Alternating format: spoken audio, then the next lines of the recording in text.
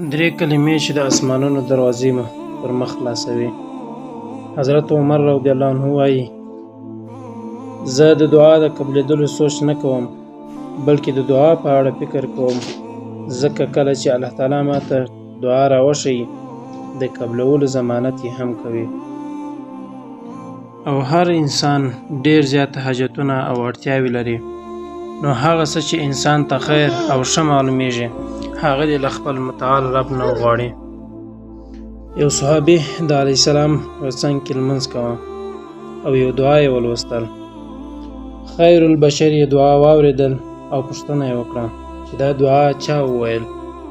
صحابي وویل چې دا دعا ما ولوستل. بیا علیه السلام ورته وویل چې دې دعا ډېر حیران کړم، ځکه د اسمان ټولې دروازې پر مخ خلاصې شوې. دا کومه دعا ده چې په ویلو یې د مسلمان پر مخ د اسمانونو ټولې دروازې پرانیستل کیږي؟ هغه دغه درې کلمات دي: بسم الله الرحمن الرحیم، الله اکبر کبیرا والحمد لله کثیرا وسبحان الله بکرة واصیلا.